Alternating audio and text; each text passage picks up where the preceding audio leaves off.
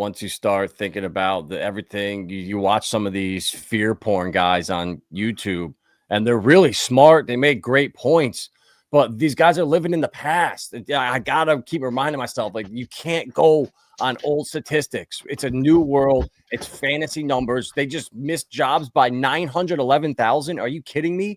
Like, that means we need to overhaul the system. You're using data that a fifth grader could do better. So it's like, man, they're printing money. The markets are going to pump once we cut rates, and I'm excited. Yeah, absolutely. And I think, every time I look at the whole crypto market, I'm just like, well, it's gonna grow way more than 4 trillion. I mean, 4 trillion is the equivalent of a small corporation, well, a reasonable sized corporation, just one, and I think I saw somebody post that today, and I was like thinking, God, I need to start banking some of these really good posts, just copy them and just stick them in a presentation or something, because it makes you really think. You think, yeah, you know what, it's like, it's nothing at the moment. 3.8 trillion or whatever, and I think how much is in Bitcoin at the moment? Well, way over 1 trillion. Yeah. And then the rest of it is shared between all these other big projects, like, XRP, Chainlink, whether you like them or not, all of these other hundreds and hundreds of cryptos, and some of them very good, including Qubic. And you think to yourself, hold on a minute, this isn't going to end like this. Ondo Finance and all that, where you're going to have all real world assets. It's going to be absolutely massive. We're talking 100 trill. And I've seen a lot of commentators say that it's going to really start to ramp up. And that's going to happen over the next, 1, 2, 3, 4, 5 years. So if you can hang around then, trust me, Qubic or pretty much any project that you're in, any good project that you're in, is going to get a share of that money's coming in for sure. Yeah, definitely. It's going to be an exciting time. And, for Qubic, it's the upside to it. And that's where I start telling people, I'm like, man, could you imagine Qubic at a penny? And they're like, well, at a penny, do you know how big the market cap would be? And that's where we need to, like, even though market cap, like for the example you just used, where we're only at 3.9, it's going to grow to 100. That is great. But you can't use market cap for cryptos anymore. It is the worst metric to use. We have to stop doing that, because Access Alive, my buddy, his project, his coin has a $285 billion market cap. It's bigger than XRP's. But guess what? There's 150K in liquidity. So the market cap is a vanity metric. And I think there's going to be cryptos in the next year or two that hit $5-10 trillion valuations. And that's because of market cap. Because for XRP, for example, there's 100 billion of them out there, right? And there's about 2 billion of them that are left. So if you need to settle the DTCC or the back end of the stock market, and you're talking about quadrillions of dollars, and you only have 2 billion XRP, you can't just divide it by the 100 billion and say, well, it doesn't work that way. There's only a limited amount that need to transact a huge amount of money. You can do the math. So I think that's going to be a big thing. And that's what I'm really telling people about with Qubic, especially, is you got to get market cap out of your head. The supply, 200 trillion, it's gonna come down, and at a penny, it puts it at a $2 trillion market cap, and it's like, that's right, and it's gonna be there. Yeah, you're right, and all the calculations that I've been doing, I mean, obviously, you have to try and figure out, right? Okay, if I put X amount, if I put $1,000 into this project, how much am I going to get out? And the way to do it, obviously, you guess what the market cap might be, and then work out what your price might be and all the rest of it, and what you can get. But I agree with you. I mean, like, when I look at market cap, I'm working it out against 125 trillion, but that might be massively reduced, and I'm pretty sure it will be reduced, because every smart contract has an IPO. So every IPO is going to literally destroy a lot of that supply. It could halve it. It could go even less, to be fair. But obviously, as it starts to halve it, the price starts to go up, which is good. And also within Qubic, there's the supply watcher as well, which I think is a great bit of it's a great bit of technology to try and keep an eye on the price so it doesn't go too high or too low. It just balances things nicely. Right, we can see that there's loads of people coming in, and I am going to share my screen for the usual presentation. Well, this one's going to be a bit different, actually, as you all know. So I just want to start off by just asking people just to share the live streams. That is actually, it's been improving over the last couple of weeks. But let's see if we can hit 50 shares. All you need to do is when you see us on, if you're watching us on YouTube, then just literally click share it out onto your X profile. And if you're watching on X, it's super easy. All you have to do is literally click share, and then that would then share it and just tag it in with Qubic as well. So the $ and then Qubic will then get your reach really as far as it can possibly be. There's loads of people going to be watching today because of the nature of our stream. So come on, guys, let's try and get 50 shares at least this week. I mean, I think last week we got, I didn't count them all, but I think we got about 20, 30, something like that. And that was just on mine. So there might have been shares on Vibra's as well. I'm sure there probably was. Get involved in the stream. So ask questions. Better to ask questions in the YouTube because I've not actually got the X open. I've got it open on my phone, but I've not got it actually open. So yes, here we go. They're starting 45 reposts from last week's stream on Twitter. How many? You got 45 on yours. 45. Wow, that's not bad. Come on, guys. Yeah. Everybody now, just spend a little minute reposting it, especially if you're in the Qubic community.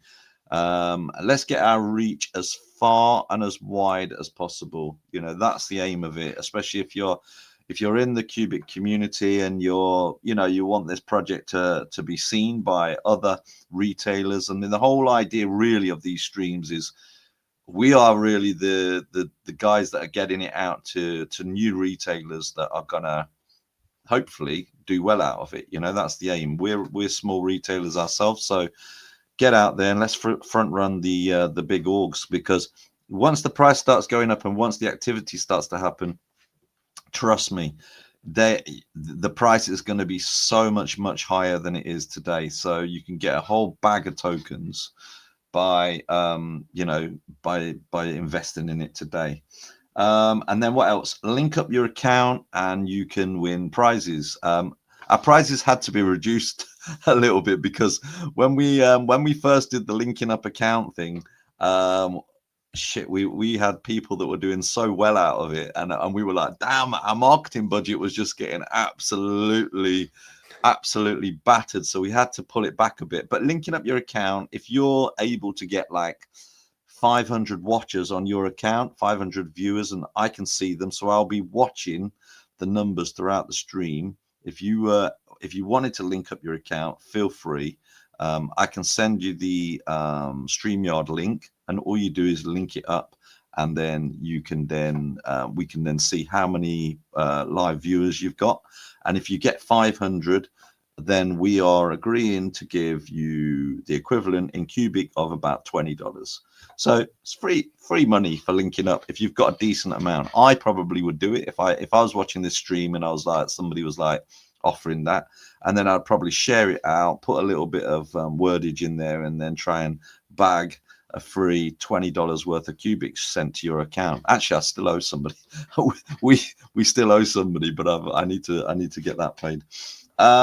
Then finally, underneath here is our marketing wallet. Now, if anybody, well, actually, we were saying that it's our marketing wallet, but it actually also has other funds in there. But if anybody did want to donate, I will stick this in the chat here. If anybody did want to donate, can you see that now? That is our wallet where we will actually be using to also use for like prizes and stuff like that. So if there are any whales or anything like that listening, and you wanted to put like a couple of billion Qubic in there or something like that, then feel free.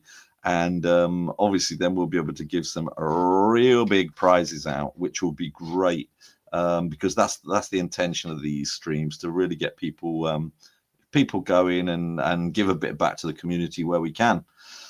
Okay, so we will get going and we will have a look at the agenda. So the agenda, same kind of format. I like to try and keep this format because what it does is it helps new people understand what Qubic is as well. So we're obviously talking about some new and exciting stuff that a lot of people already know the story, but we need to also, every time we need to tell that story again, just because we get so many people that are literally starting to get interested in Qubic.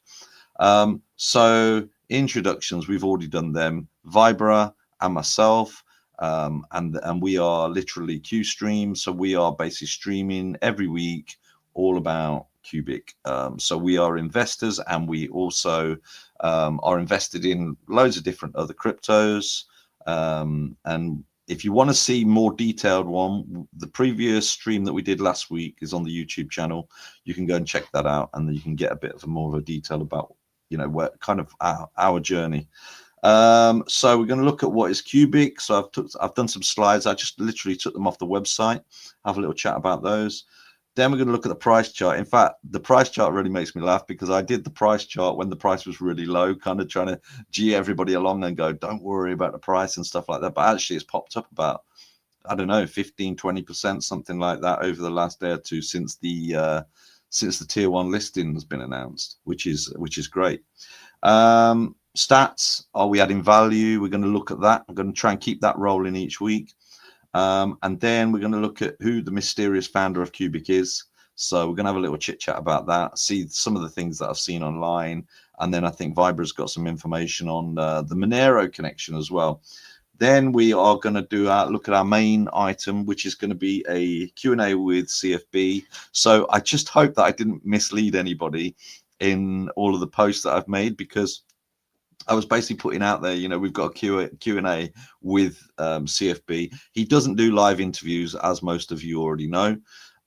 So which I think is quite good, actually. I quite like the mystery of a founder. And also, in one of the questions, I think he mentioned something about it's a decentralized project. You know, there is no lead.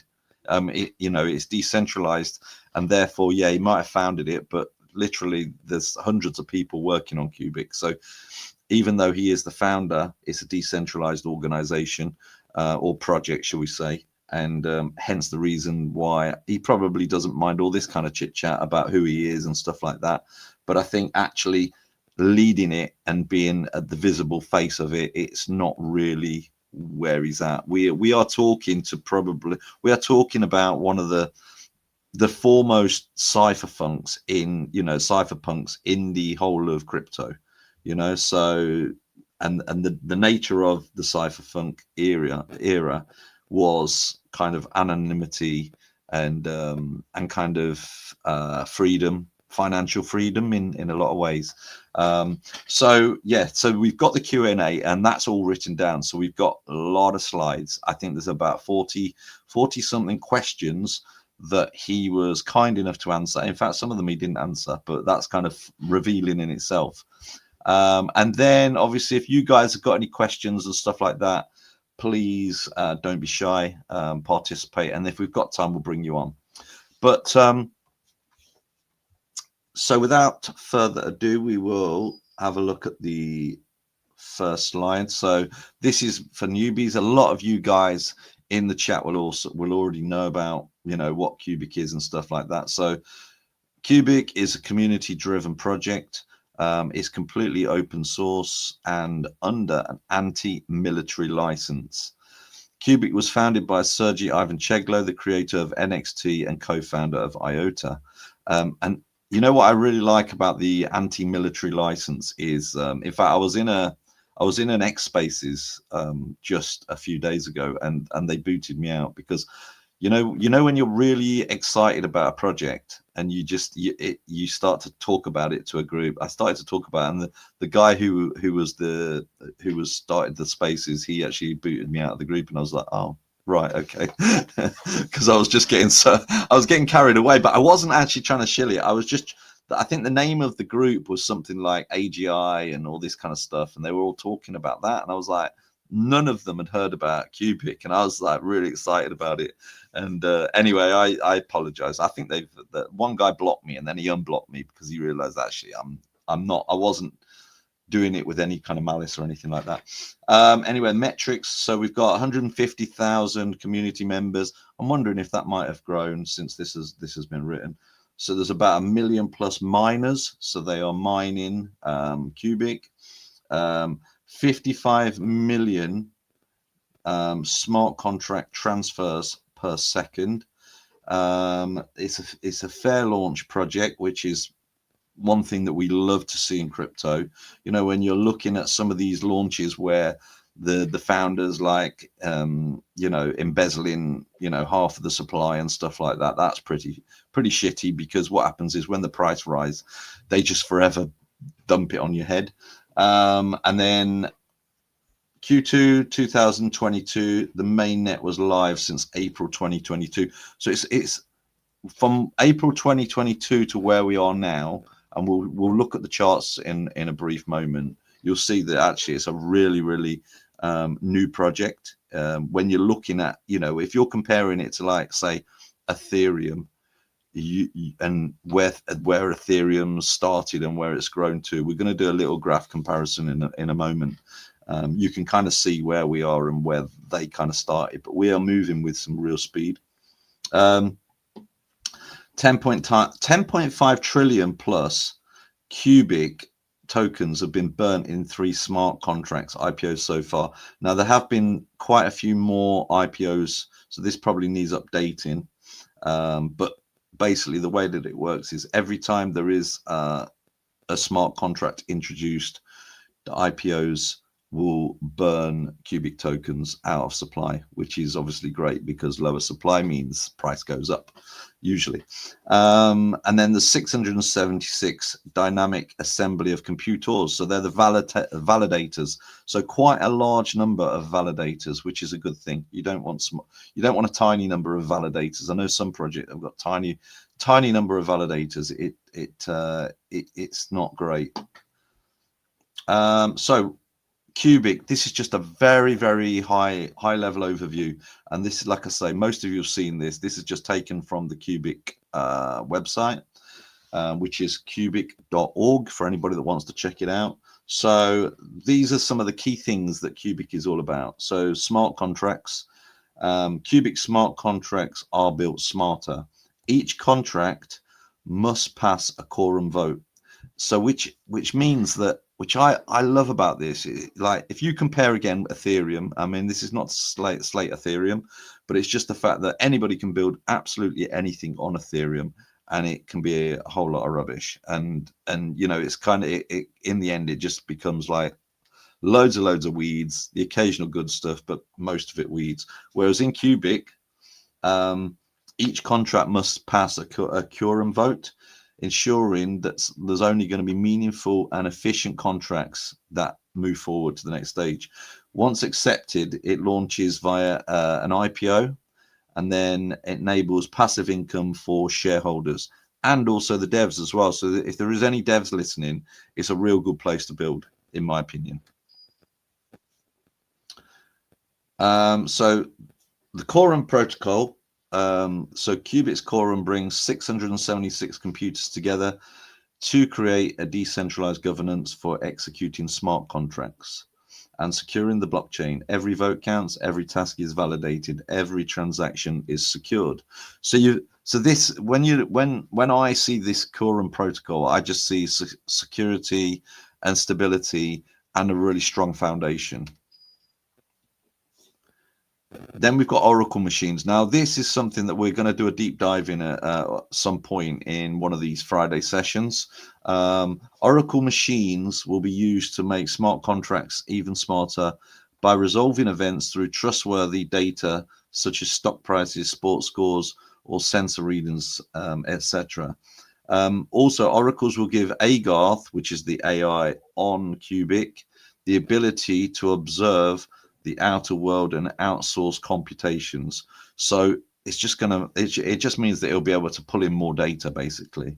And I think, some of the key oracles out there in crypto are, for example, Chainlink. But I think Qubic, because of the nature of Qubic, I think it's going to be a competitor at some point in the future. Yeah, Chainlink is not it's not all that it's cracked up to be. It relies on third party, data, whereas like Flare and probably Qubic, they're interoperable. They bring oracles to your native blockchain. So that's why I like Flare so much versus Chainlink, just because what they do for certain use cases that are going to be involved moving a lot of money around, you can't risk on a third party getting your data for you. It has to be sourced where you control it. And I'm imagining that's exactly what CFB. I mean, he look at everything he's built.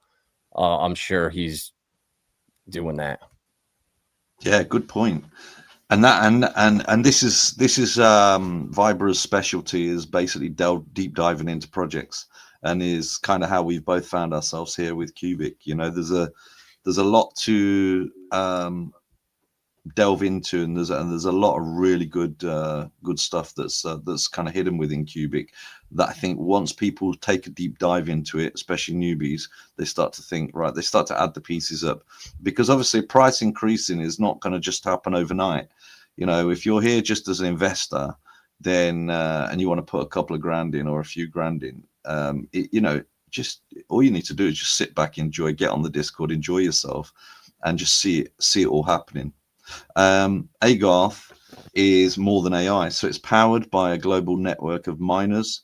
It evolves by creating billions of artificial neural networks, which are called ANNs. Agarth is building the future of AI, decentralized and open for anyone. So the great thing, and this is one of the big debates in AI at the moment, that the fact is, the AI is really centralized. If you look at OpenAI or anything like that, it's all centralized. And I think that, this is just my opinion, I think centralized and closed door AI is potentially dangerous, because it can be used for certain things. And I know there are a lot of issues with regards to some of the other AIs that are happening. However, when we talk about other AIs, they're kind of intelligent LLMs rather than actual AGI, so they'll never be able to think outside of their owner. It reminds me a little bit of, like, Wizard of Oz, when you see the wizard at the end. That's what it reminds me of, these LLMs. Who's that guy that OpenAI, who was his name? Sam Altman. Sam Altman, yeah, he reminds me of the wizard on Wizard of Oz. When they pull back the curtain, they're like, oh, it's you. AI, so I put here, AI tools are going to be massively exploited. And that's what's going to be built, or is being built rather, in real time on Qubic. So AI tools are going to be massively exploited. So if you can imagine, like Apple apps, I think there's about I've written it here, currently 1.9 million apps. And this is what will happen once AGI actually grows and is intelligent enough, then suddenly there's going to be so much development on Qubic, and everybody that develops on Qubic will need Qubic tokens to be able to access it, which I just think is absolutely amazing. And you could be, I tapped it into, actually, when we're talking about AI, I tapped it into Grok just to ask it some questions on it. And Grok was just in complete agreement about how AGI on Qubic would reach many hundreds of thousands and millions of people and users and developers. So yeah, this is basically our future, Agarth. And it's useful proof of work. So Qubic's useful proof of work transforms mining into a powerful tool for AI training. So it's got masses of compute power, excess compute power. So this is valuable and will become more so. So I think currently, when you're looking at the Qubic price, I don't think a lot of these things are actually priced into it. I think we, as kind of initial investors, because we are super early to this project, we are aware of it and we bought into it and we're like this, but there's certain things I'm looking at some of these things and I'm thinking it just doesn't look like a lot of these things are actually priced in yet, which means you can get a good price getting in. So currently the excess power from Qubic is mining Monero tokens and powering Qubic's AI as well. And with regards to the Monero mining, they did, I think they achieved 51% of the network, and it made the Monero guys a little bit nervous. But I don't think there was any need to be, because I don't think there was anything dark about it.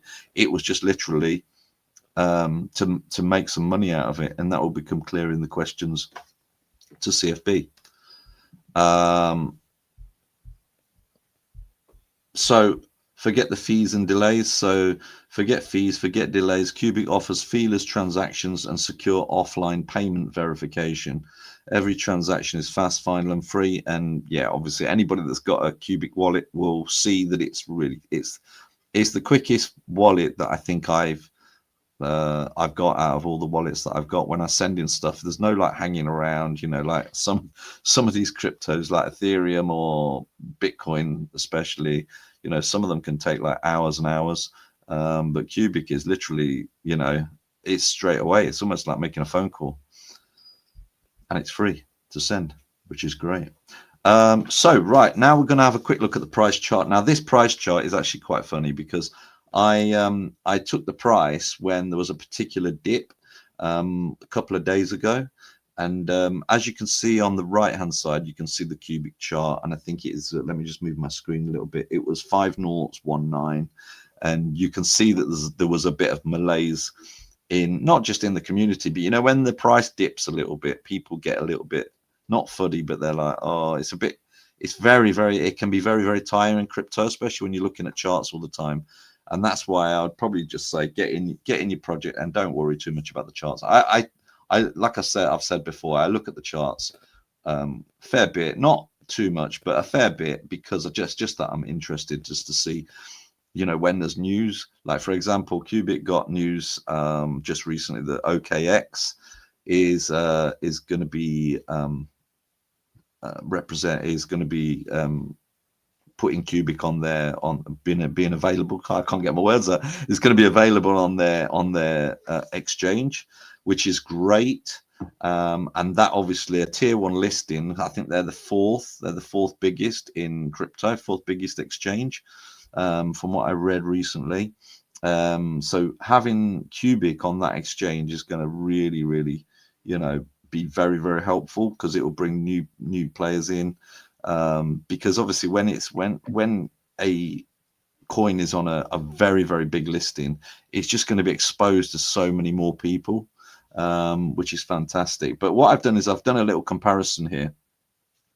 So if you look at Qubic's chart, you can see at the bottom, you can see the dates. I mean, I think we've got here kind of 2024. So if you look at 2024 Qubic's price, and you can kind of see it to the left hand side of the Qubic chart, and then you look to the chart on the left and you can see the Ethereum chart.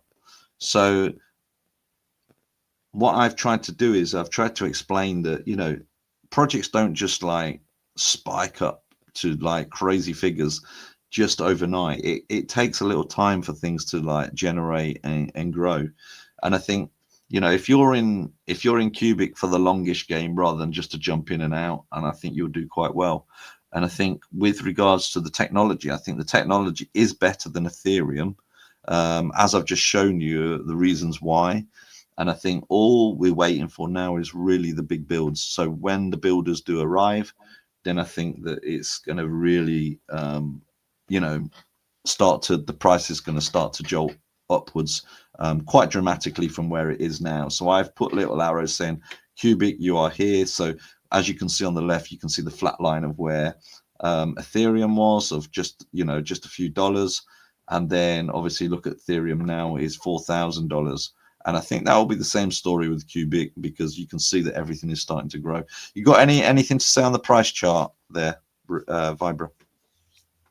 Yeah, we're in its first in cycle number 1, so it's only a year and a half old. So we haven't even gone through a bull market yet, and I wouldn't be shocked if it kind of underperforms this cycle, and then next cycle with AGI, with AI Garth, and that being ready with AGI, that I think will be the like aha moment. There'll be so many more people developing, but I mean, who knows? This is crypto. Everything goes higher than you ever could imagine. This happened the last 2 cycles I was here, so that's why you just got to be here and have your bags. It's just the most important thing. The pump will come. They're about to cut rates down.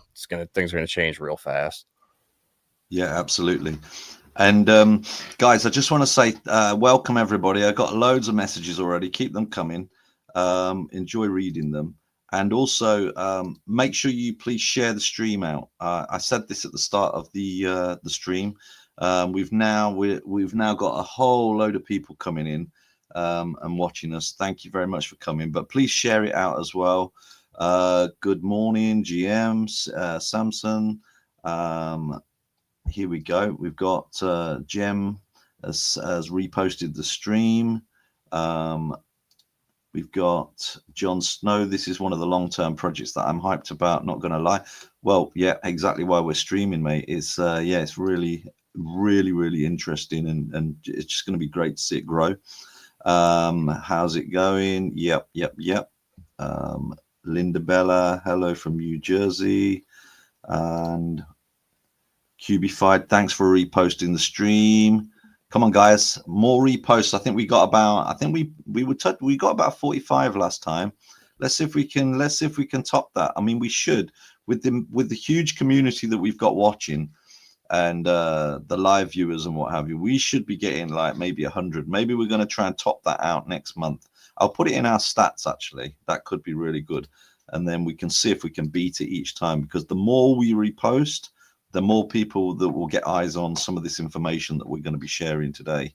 Roberts, good evening, everyone. Good evening, Roberts. What do you all have to say today? Well, we're trying to say a few things now, but good morning, good morning. Does Qubic on Solana represent the Qubic? No, that's something different. Hodl, exactly, Linda Bella. Who can answer why Casper doesn't have smart contracts yet? I don't know. I'm not really. Casper is proof of shitty. Yeah. Should I tell you something funny? I've actually got a bag of Casper, and I'm just waiting for the right time to exit. To be very honest with you, because it just doesn't seem to do anything. It just people keep saying it's hit the trilemma and it's got a bit of narrative, but the narrative's just boring. It pumped like 80 million% in 2023 and 2024. It was the only coin that was just pumping nonstop. So now, yeah. But Qubic can do strange things, and I think they're waiting for a tier one, and if they get smart contracts and that, maybe they've got some good ideas. So I don't want to rubbish anything, just see what happens. That's a scam. Yes, that was a scam. That one. Take care, DJ. Qubic Console is known scam. Okay, so that's confirmed.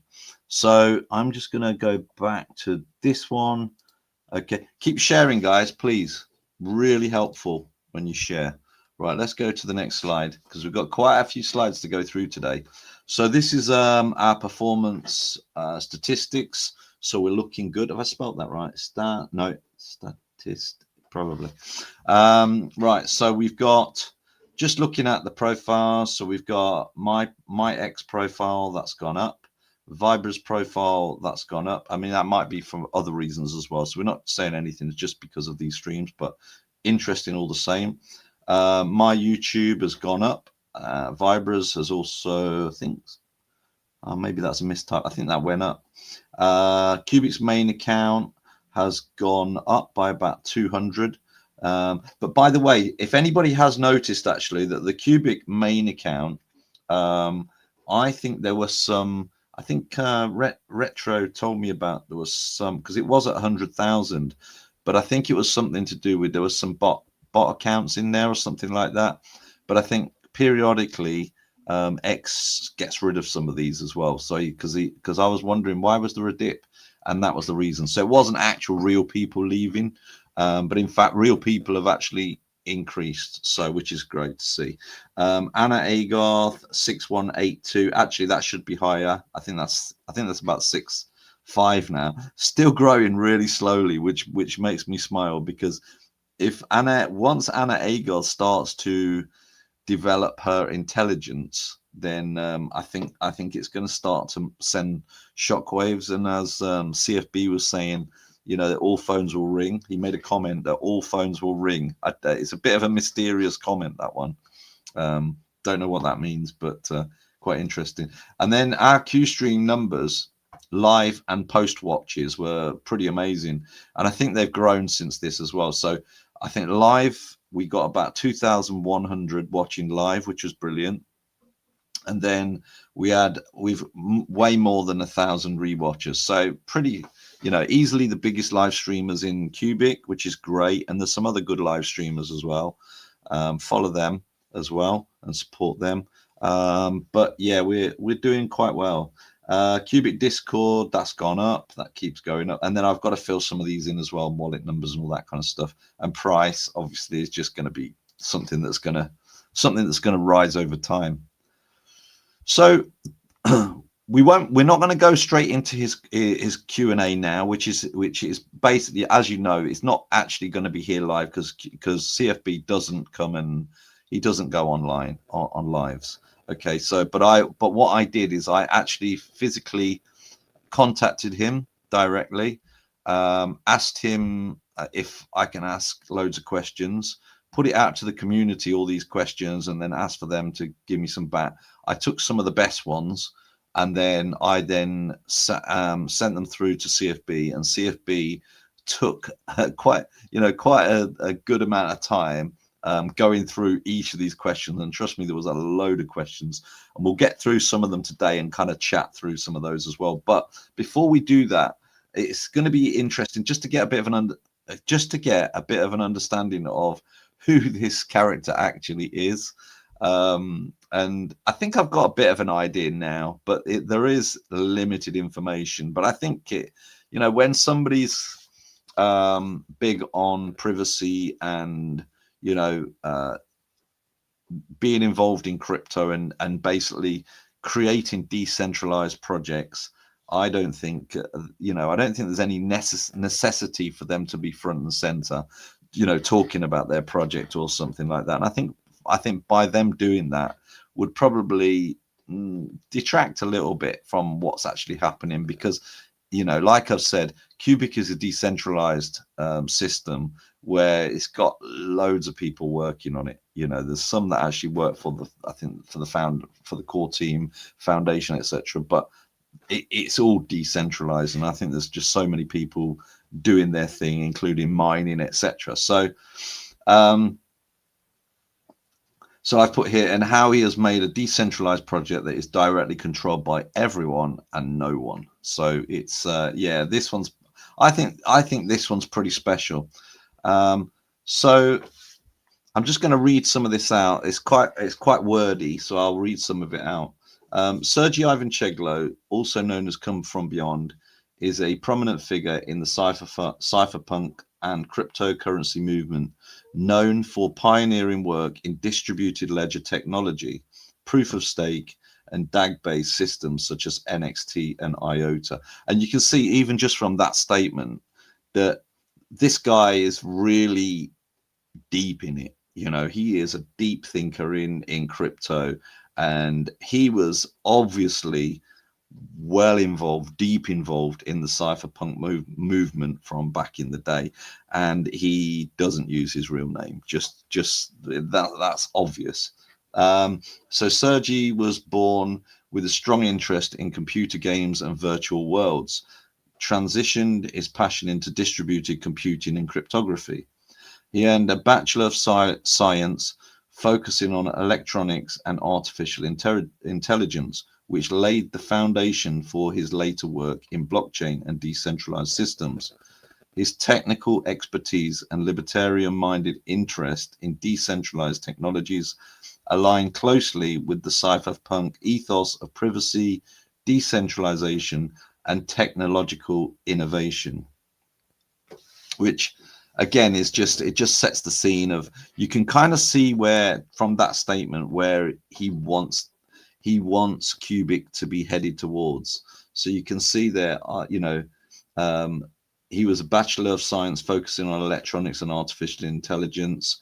And, you can see that that's obviously what Qubic is all about. So major projects and contributions, NXT 2000. Now keep an eye on all the dates, guys, because we're going to be at, I think in the questions there are some areas where he comes back with answers that have dates in, which are really interesting. NXT 2013. Ivan Cheglo founded NXT, one of the first proof of stake blockchain platforms. NXT introduced innovative features such as built-in asset exchange, setting a precedent for many subsequent decentralized platforms. So as we can see, he's like the first. He tends to be the first runner in a lot of things, and I think the evidence suggests that it's also Bitcoin as well. So he was Mr. Bitcoin. He introduced Bitcoin, although there's loads of wacky theories out there, but I just don't see anybody else being able to do it. IOTA 2015, co-founded with David Sonsterbo, Dominic Shiner, and Sergey Popov. IOTA utilizes the Tangle, a DAG-based system optimized for feelers, scalable transactions, particularly for Internet of Things applications. Ivan Cheglo significantly contributed to its technical architecture and development. Anything? Are you aware of IOTA? What do you think of IOTA? Yeah, I think it's it's a common theme with him. He's too far ahead of his time, and IOTA came out 10 years too early. And you're going to see how good of a project it is once AIs need to start communicating with each other, and we're really close to that. So I can't. He's been working on Qubic his entire crypto journey, as far as I could tell, even going back to I think 2002 or 2004. Yeah. I think is when he had the idea for it, and these people like that are this smart, they're 5 to 10 years ahead of time. Yeah, absolutely. Well, there's some, as I said, there's some dates in the Q&A. There are some dates in there which I just find, some of them like blew me away, to be fair.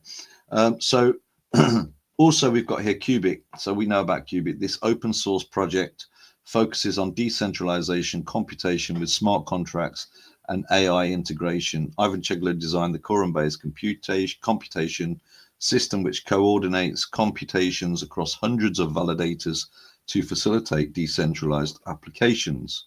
Then this one that I didn't really know about, to be fair, GIN, JINN. Ivan Cheglo co-founded the GIN project to create ternary hardware processors, reflecting his interest in alternative computing paradigms with ties to NXT and IOTA. So this was something that I was just like, wow, I didn't know about this one, because like you often hear IOTA and NXT, but GIN, I was like, all right, wow. And then we've got another one that I've not heard of either, Paracosm, founder of Paracosm, a multi-dimensional gaming universe integrating virtual and augmented reality with blockchain infrastructure. Now, that sounds a lot like My Last Match, which which Sergey CFB is actually undertaking. So I think the gaming thing is kind of deep in his interest, and I think that My Last Match is going to be amazing. And if anybody gets a chance to get involved in it, I would say, yeah, go for it. But we might be talking a few years down the line. Cypherpunk ideology and influence. Ivan Cheglo embodies the cypherpunk philosophy through his consistent work on privacy respecting, decentralized technologies that bypass traditional financial and computational intermediaries. His projects reflect key cypherpunk principles: decentralization, open source development, user empowerment, and experimentation with cryptographic protocols. Despite controversies and internal conflicts within organizations like IOTA Foundation, his contributions to cryptographic systems and blockchain protocols have been influential in shaping modern distributed ledger technology. So, without him, things would probably look a lot different. this guy it's obvious that this guy is one of the geniuses in the space, if we're allowed to use the word genius. Legacy and public presence. Operating under the pseudonym Come From Beyond, CFB, Ivan Chegler is respected for his technical prowess rather than corporate appearances, often focusing on independent development over institutionalized frameworks. His departure from IOTA in 2019 and shift towards independent projects exemplifies the cypherpunk prioritization of personal freedom, technical experimentation, and decentralized innovation over hierarchical authority. In summary, Ivan Chegler is a key cypherpunk member and crypto pioneer whose work on NXT, IOTA, and Qubic and other projects continues to influence decentralized technology, emphasizing open source, innovation, cryptographic experimentation, and the broader cypherpunk ethos. So this, for me, really just exemplifies how I often do a lot of things in life, including investing. And, you know, sometimes looking at the person's bio, which this is kind of, you can kind of see, right, this is somebody that you'd probably want to be investing. If you're investing in crypto, you want to be investing in some of the best. I mean, I know there are other people in the space, you know, like, for example, in Hedera and ICP, there's some good people in there, and, you know, various other projects. But I just think this guy is for me is the leader. You know, he makes things and then other people kind of adopt them, which is, I think, is something special. Now, this was really quite interesting. So these are some of the early cypherpunks that are named. And if you look down the list, you've got here Adam Back. So most people know him. He's a inventor of Hashcash, CEO of Blockstream, and he was quite involved in Bitcoin development, should we say, early on. And he's still you know, live on Twitter. I think he's answered a couple of my questions at certain points. So he's quite a nice. He's a good guy. I like him a lot. David Friedman, anarcho-capitalist theorist, not a cypherpunk, but crypto anarchy. So these guys, you know, you can just sort of imagine, like, you know, when they first started, they were like obviously young and like quite maybe a little bit wild, and, you know, they wanted to change things. You know, they wanted to change the world, and in many ways, I think if you look down this list, they have. Sometimes it doesn't always go well, especially when you look at, you know, people like Julian Assange, but he's out now, which is great. But, you know, looking down this list, you've got Nick Szabo, you've got who else? Hal Finney, who some people think was Satoshi. Then you've got here Satoshi Nakamoto, pseudonymous founder of Bitcoin, maybe a personal group many people put forward as possible candidates, blah, blah, blah. And then they've put here very probably the alias of a 90s cypherpunk. And then you've got Vinay Gupta, Wei Day, Timothy May, etc., etc. And then, but one thing that was I thought was quite interesting, because of the amount of work that Sergey CFB's done in the space, I was like, well, how come there's no CFB? There's a Satoshi Nakamoto, but there's definitely a name missing there, because if you wanna pick out the cypherpunks, the CFB should be in that title, no doubt about it. And that was the thing that I thought was funny, because there's no name, there's no CFB on that in that list, or Sergey Ivancheglo, and we know that he was a cypherpunk and in the crypto space in the 1990s. So I just thought I'd leave that there for you to all have a little think about. And then, so here we've got the slide, which is Sergey also known as CFB Satoshi? And I've put here, or was it Meyer Lansky? I hope it wasn't Meyer Lansky, because he was very kind of tied to government stuff. And I can't see it. I just cannot see it. I can't imagine a bunch of cypherpunks getting involved with somebody who is doing something for government. And actually, if you go back right to the very start of Bitcoin, nobody knew that Bitcoin was going to actually make it to where it was today. There was no way that anybody could foresee that Bitcoin at some point was going to be like, you know, at the moment, what is it, $114,000 per token? I mean, I think its growth and adoption has been crazy. So what have I put here? So number one, the CFB addresses. I don't think this is a coincidence. Number two, the tech that it has been responsible for has just been crazy good. The absence from the cypherpunk list that I've just showed you, I think is that screams something. He's made a lot of comments. CFB's made a lot of comments on Discord, which are kind of leading and a bit, what's the word, trolling, a bit naughty, to try and get people, you know. I'm pretty sure that he is personally. There's also I read somewhere that there's similarities. I've read the Bitcoin white paper, but I've not read the Monero white paper.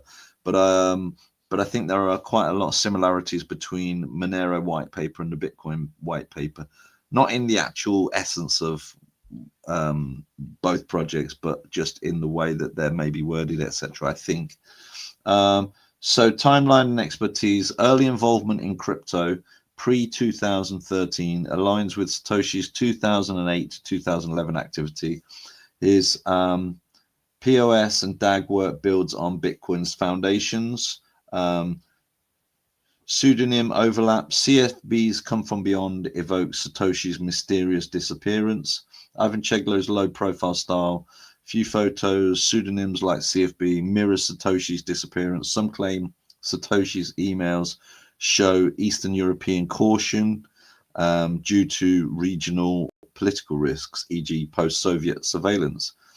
Email tie-in, vague claims that email timestamps or word choices hint at non-Anglophile origins, but linguistic tools like stylometry, e.g. JStylo, software analysts, contradict this, showing high native English proficiency. So it's not 100% that it is him, but it's there's definitely a lot of coincidences, shall we say.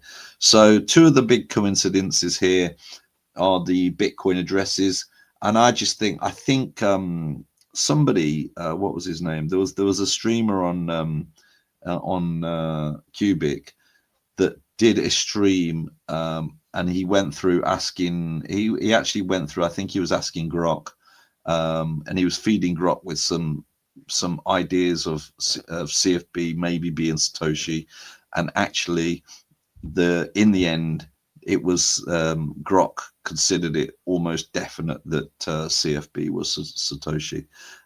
So we've got the two addresses. As you can see, the first address here was the fourth address created, and that was 15 UBIC.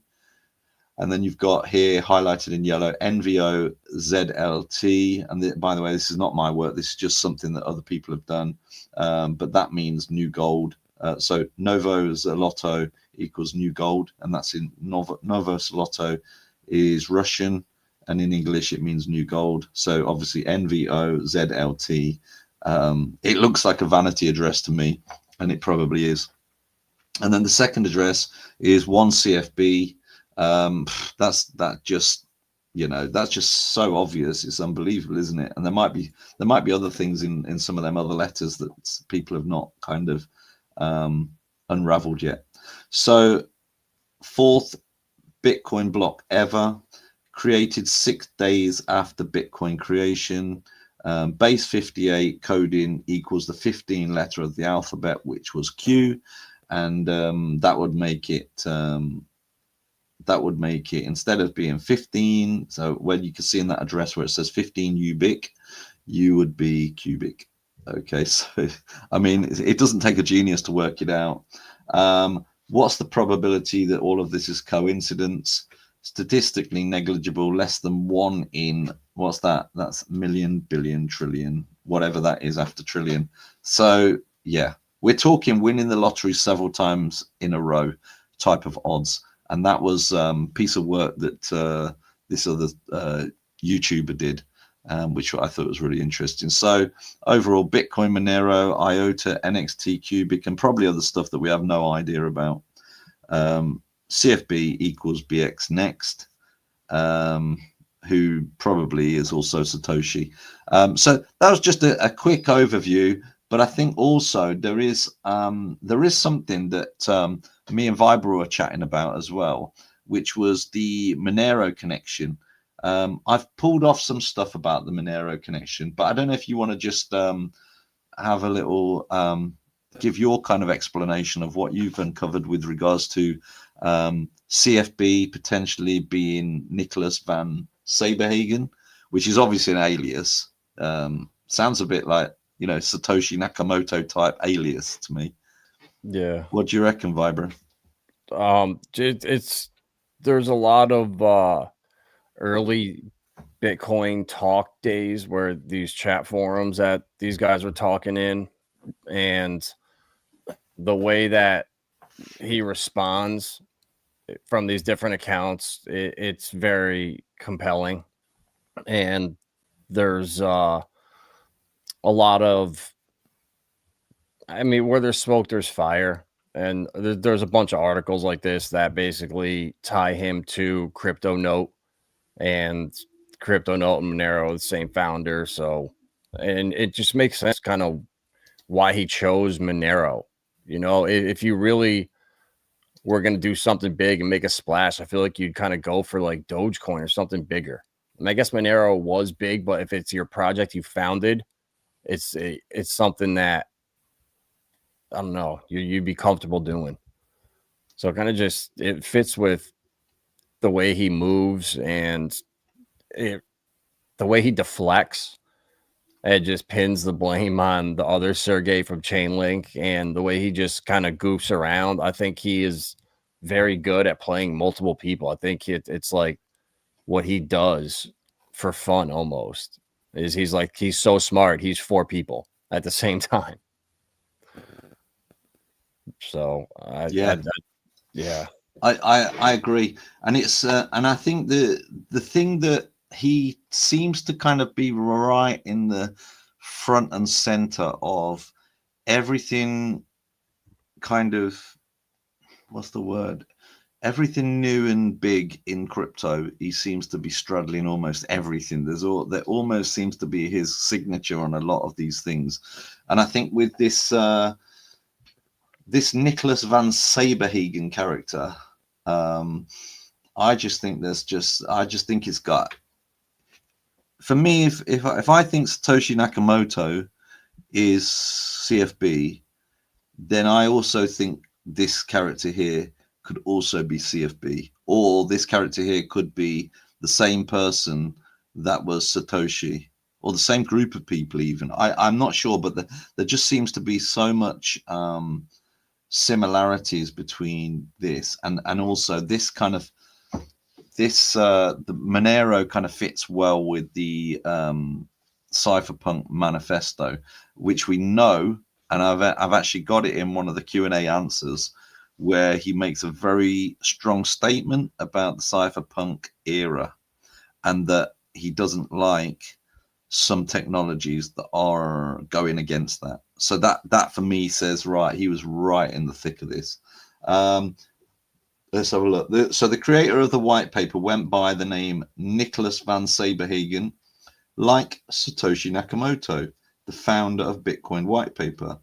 That name is probably a pseudonym, I would have thought, almost definitely. Saberhagen's true identity and location remain unknown, same as Bitcoin. Yeah. Some have claimed that the author is someone in the Bitcoin community, possibly somebody unknown. The possible suspects have been floated as Adam Back, Nick Szabo, and even Satoshi Nakamoto, but little evidence supports these claims.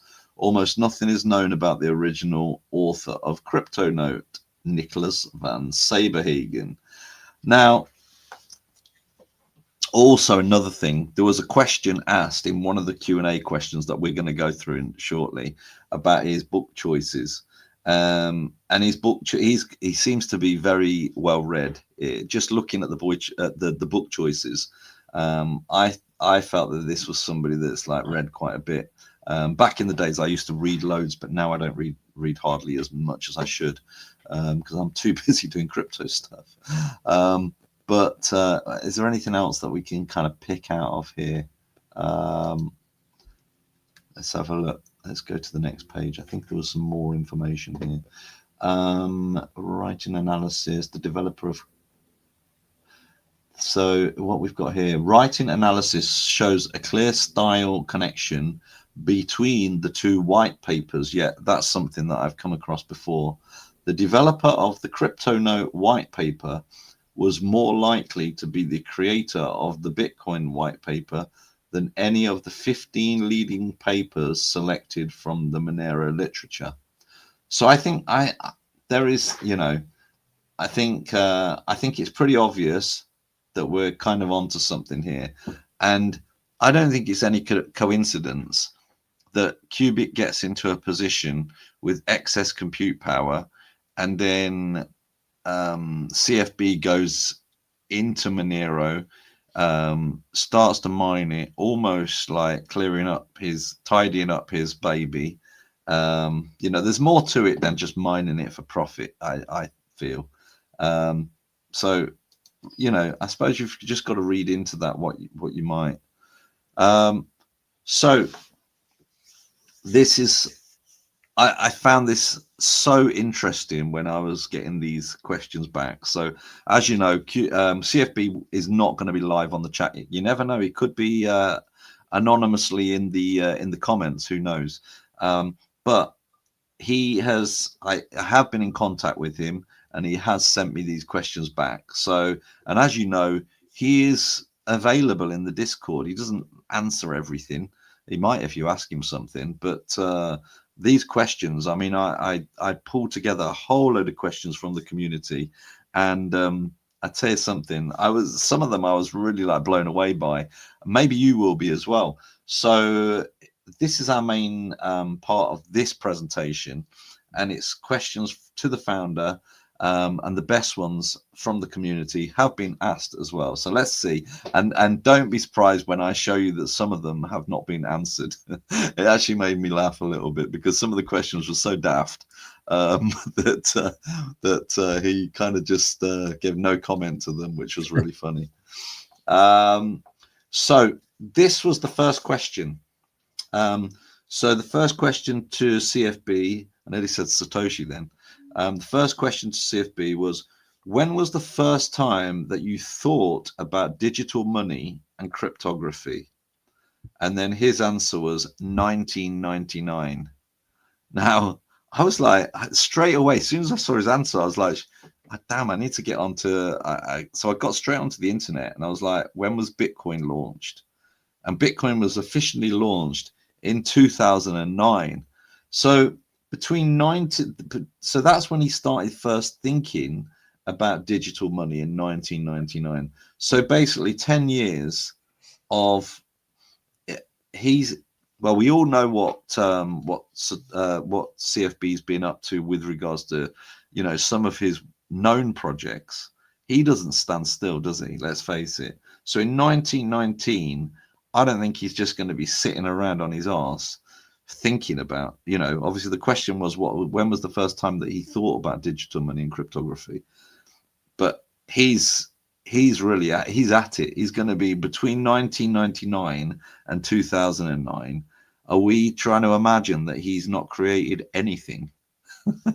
I think that would be crazy, so when I saw the answer, I was just like, wow, that was the first answer. And I was like, I mean, if that's not an admission that you are something to do with Bitcoin, then I don't know what the hell is, But Bitcoin was officially launched on January 3rd, 2009, by an unknown personal group using the pseudonym Satoshi Nakamoto. This date marks the mining of the first block known as the Genesis block. So there was another really funny question. So what do you reckon about this, Vibra? I think it's quite interesting, isn't it? The dates, when you look at the date, and this is from the horse's mouth. So like, another thing as well, the thing is with CFB, he's not a liar, from what I can tell. So he wouldn't have just lied and said 1999. I think he was pretty specific. And I think he does tend to drop in a lot of that. And if he's trolling, he will actually say he's trolling. He'll put that little troll face in. But let's take it that it's true that he actually thought about digital money and cryptography in 1999. What do you think about that? Do you think that's quite significant? I do personally. Yeah, I mean, the only the first person that I could ever track back, that was putting in patents for anything with like digital money or crypto was David Schwartz.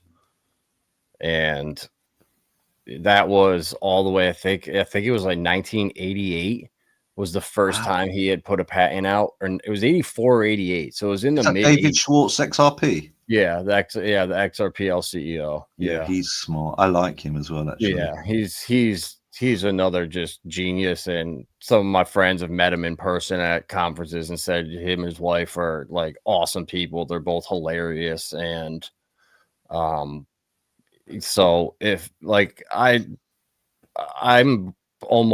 split almost dead down the middle between it being a group of people, and I think it got hijacked from its original goal. And that's when I think he split off. I think he got hijacked around 2011, 2012 ish. And then I think he went and started doing his own thing. But just the amount of people that were around back I mean, I think it was like eCoin or something that they tried, was like a digital payment. So there was a couple things, Elon was was working on it.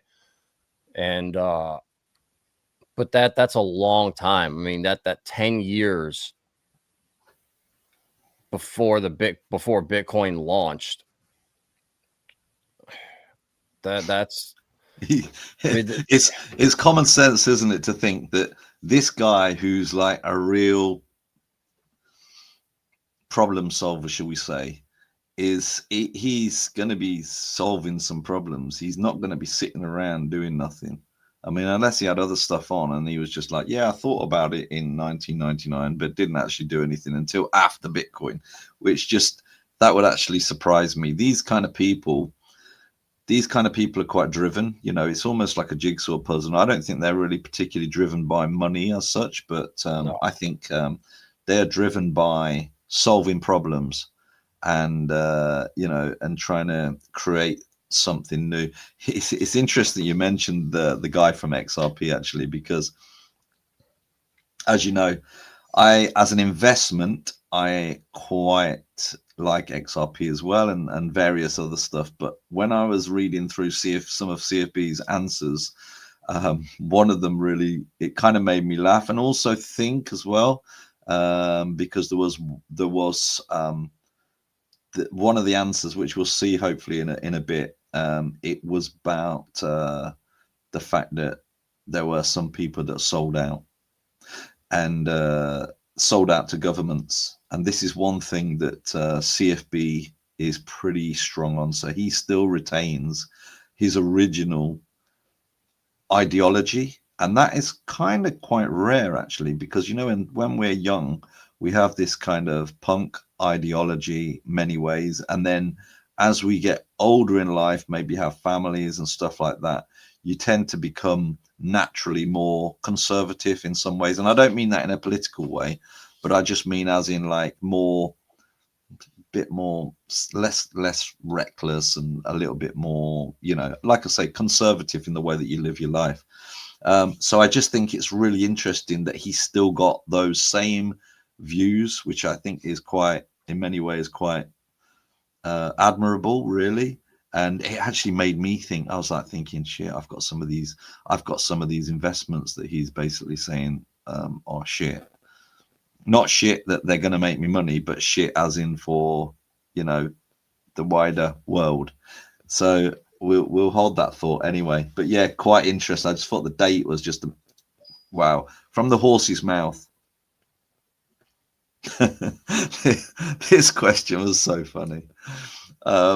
He didn't give an answer to this one, so I actually would have been quite intrigued. And this picture that I've taken was actually from two kids in Belarus, I think. And because I saw it and I thought, oh yeah, but look at him, this little kid looking at a camera, just looks. I bet he was just such a smart kid. It'd Yeah, be he was really interesting. probably he was probably sitting there with his with a laptop in his in front of him, doing his own thing, not even paying it, or he was just completely thinking and doing other stuff in his head. Yeah, I bet you he was. I bet you he was. I bet you it was so easy. Yeah. This is just my guess, but I bet you it was Oh just so my god. easy for him that I Yeah. bet he was bored out of his brain there.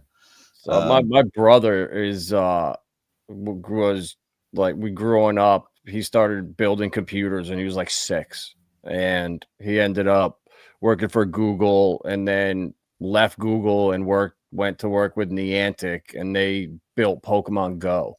So he was on the team that launched that, and like since like we were little, he was just so smarter than everyone else. Like he was the only white kid on the math Olympics thing. It was all Asian kids, like the New York State team, and and he was just different. Like he was into computers. He hasn't changed. Like he's almost the same as he was when he was younger. Like he was way more just mature and just like never always kind of in the same tone, same mood, oh, that's so and they're cool. they're just wired differently. Yeah, And that's so and cool. like they can't stop. Like they can't just sit and do nothing. Like they're I don't know how to explain it, but it's really fascinating, and he'll never stop. And Yeah, that's it's great. not money that drives them. It's their brains need to solve problems, and it's what they need.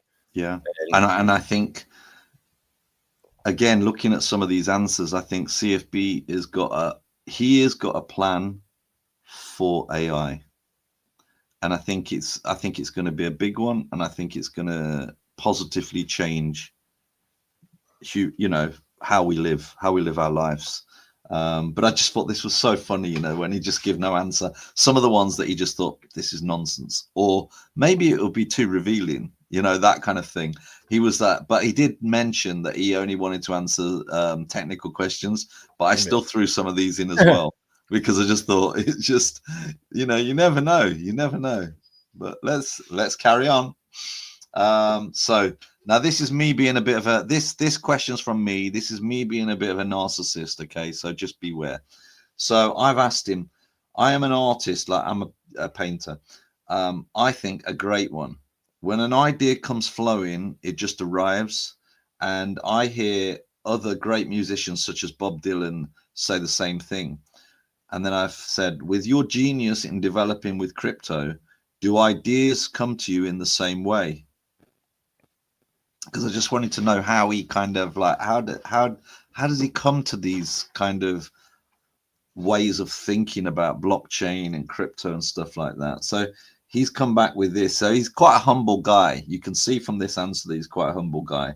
So he said, "I'm not a genius." Well, I think most geniuses would say they're not a genius. So there we go. So I'm not a genius, just an engineer. Any engineer could achieve the same if spent time on solving the problems I solved. So I get it, but you know, look, hey, you know, I think there's probably a lot of engineers that probably couldn't solve those kind of problems because you need to think a certain way.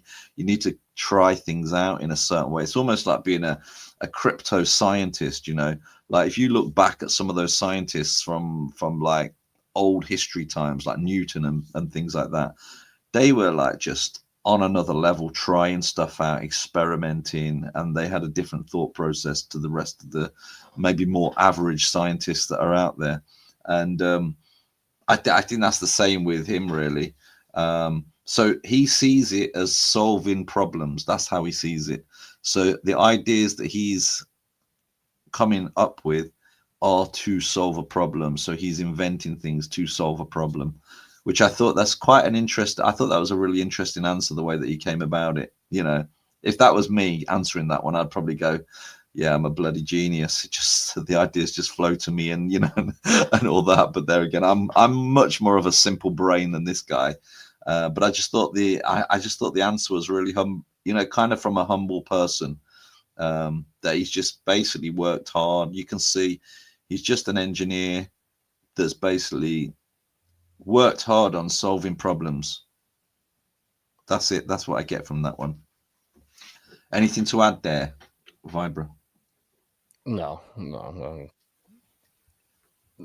Let's go. Number 4. Like I say, there was a lot of questions. So you have moved different projects from Bitcoin. Oh gosh, that was a nicely put question, actually. I don't know who wrote this one. You have moved. This was the question. You have moved different projects from Bitcoin to IOTA and NXT. Do you see a day when you are bored of Qubic and move on to something else?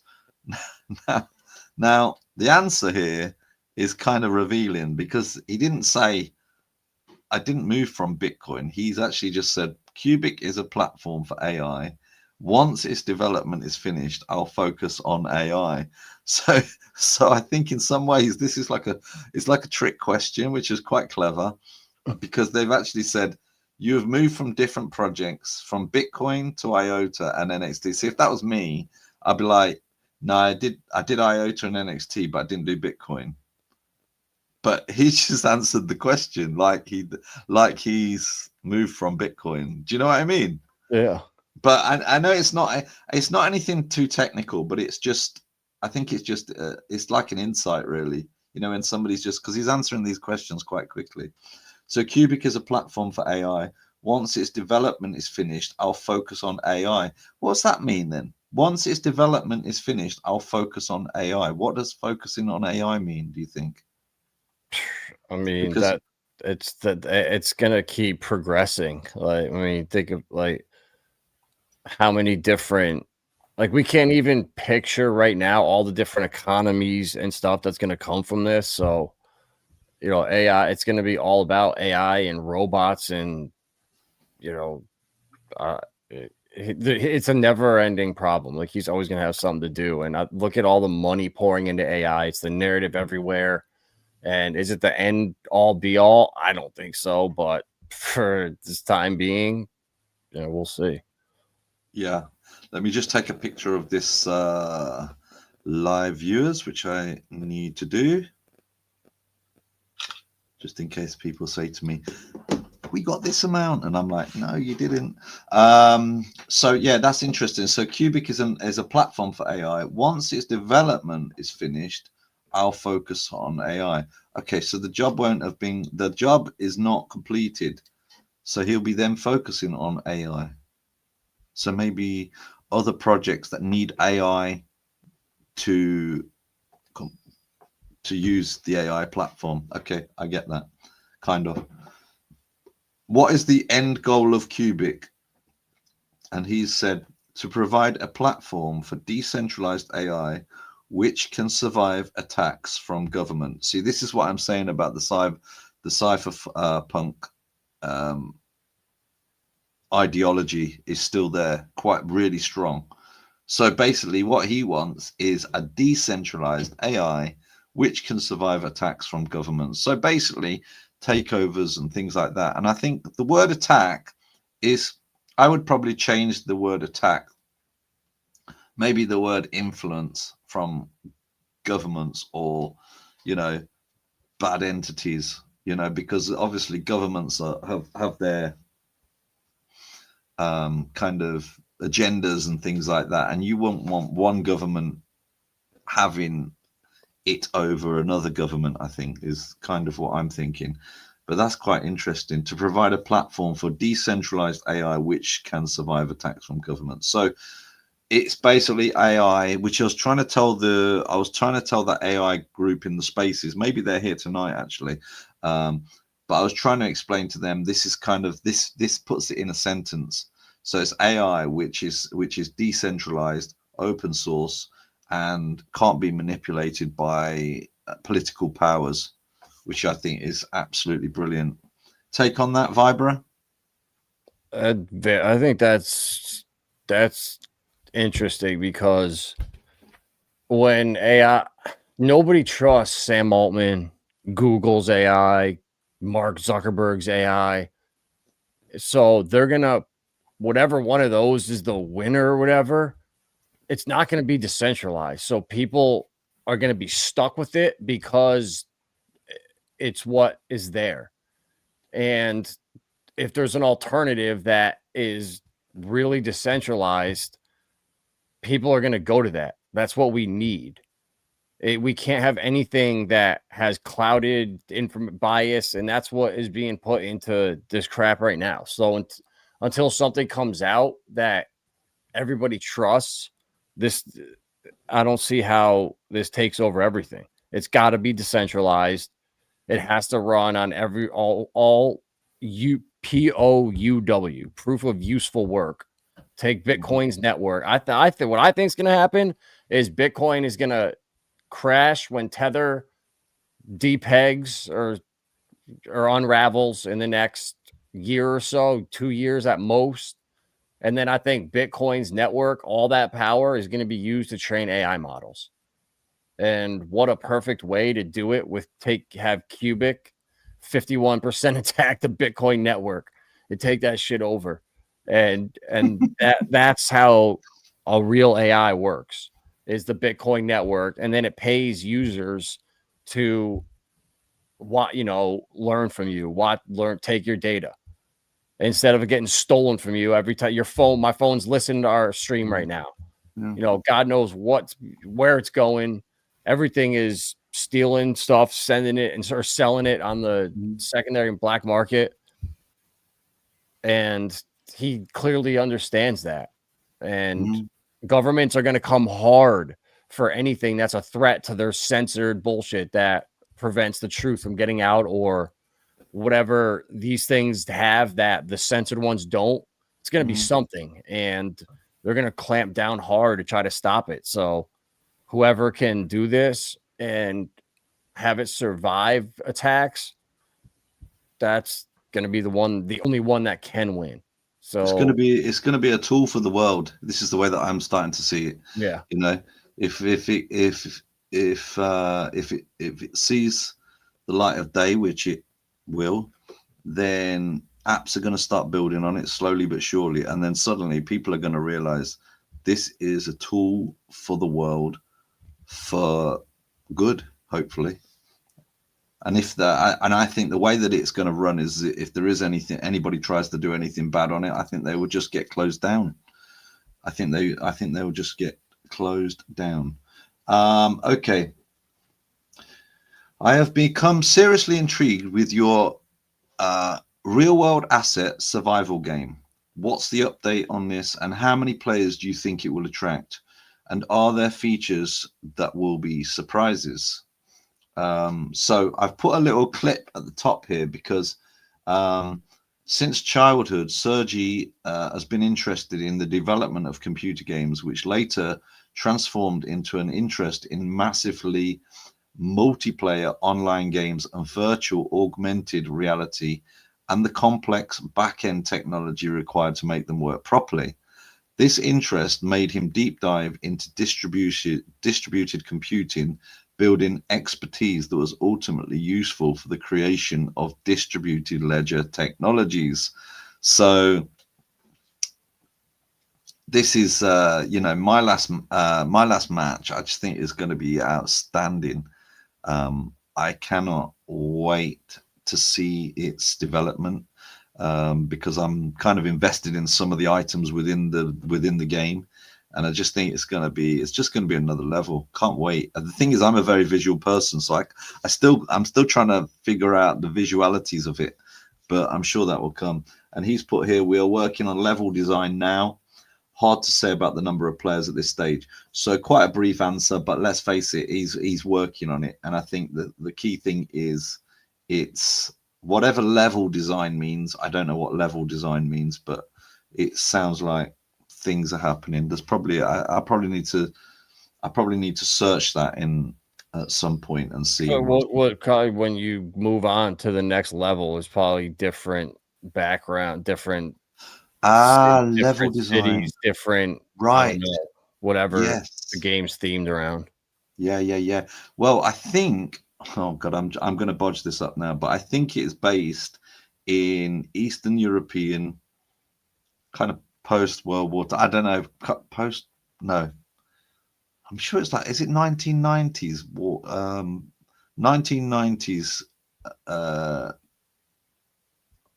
Europe, something like that, or Eastern European 1990s. That's going to be the backdrop, something like that. I'm not too far off, I'm sure. Okay, so next question. What's the idea of mining Monero? I surmise that it was a show of strength, good marketing, and to enhance security of both Qubic and Monero, rather than some kind of dark attack. How do you see it? And Sergi CFB has answered, we had more computational power than needed for Agarth. Decided to earn money by mining a coin. Right. Okay. So that's the way that he sees it. If there were other elements to going mining Monero, he's not revealed it here, and I'm wondering if there is more to it than just earning money by mining a coin. But I don't know. Maybe that is all there is to it, you know. But yeah. I think it was put it this way. I think there was a lot in the crypto community that were laughing when they were hearing that Qubic was gonna try and mine Monero, and then suddenly you just saw the laughter stop completely. And I saw it visually, and then suddenly they start kind of like getting a bit panicky. I don't think they need to get panicky. I think it literally is just a case of earning money, and maybe a side thing is maybe it was his, excuse me, maybe it was his project. Maybe this is his like baby. I mean, I posted something which was it was like a little baby with like loads of pictures, loads of logos of all of his different projects. Like there was one little baby with a Bitcoin logo on, and Monero, IOTA, etc., etc. And maybe Monero was one of his projects, and he was just coming back to tidy it up a little bit, because he's certainly got a lot of opinions on it. If you read some of his opinions on it, you know, when they're thinking about what they're going to do, the guys at Monero, what they're going to do, and he's basically like advising them. He's like saying, well, just do this and this and this, and everything will be fine, kind of thing, you know. So next slide. Mining Doge via ASICs or GPU CPU compatible script algorithm. Timescale. I don't really know what this means. I'll be honest with you. I know what mining Doge means, but I don't know what ASICs or GPU stroke CPU compatible script algorithm, and then timescale for Doge mining. So he knows exactly how he's going to do it. So he's going to mine it via ASICs, whatever they are, and it's going to happen in several months. So that's quite interesting, isn't it? So several months, maybe this year. Several months. Oh, that's going to be this year. So that's probably going to be right in the height of. I would have thought that's going to be right in the. That's going to be right in the height of the bull run, isn't it? Would you say several months, December? Yeah. Oh, yeah. That's when I think the Bitcoin top will be. But I don't know. I hear a lot of compelling arguments that we're gonna this is the crypto market is gonna, save the economy here in the U.S. and they're gonna build up a huge strategic reserve to help offset the debt. I mean, I've heard so much that I wouldn't be surprised if we had a normal cycle. I wouldn't be surprised if we just kind of moved up and to the right. But I don't know. I feel like, yeah, by Christmas, Bitcoin's going to be topping and then altcoins will be flying. Yeah. Well, that's interesting. So Doge mining potentially in December, and that means that when the bull run really starts to kick in, suddenly Qubic will be in the news, and it will kind of, because obviously Doge is a big beast, and it's got a lot of followers, supporters, and what have you. And then suddenly you're going to be like tying up Qubic's name with this, and then people will are either going to be like crying about Qubic mining Doge, or alternatively, if it was me, I'd probably be like thinking, hold on a minute, I think I need to try and get in with this guy, because this guy's a bit of a genius. He keeps mining all these massive projects, That would be my take on it as an investor. I'd be like thinking, hold on a minute, I need to get some of this Qubic stuff, and I think that's going to be the aim. Eventually, people will get it, and they'll be like, instead of people like, you know, say for example, if I was in the Monero community and I didn't hold a bag of Qubic because of what they actually did, I'd be like, okay, I still like Monero, but actually I think probably I need a bag of Qubic as well. That would be my mentality. That would be my thought. I'd be like, hold on, this is pretty clever. Next question. This was ridiculous. What's your favorite food? Can you imagine all the questions to ask Satoshi? All the I couldn't questions. even answer. He couldn't even write like egg rolls or something. Yeah, I think he was.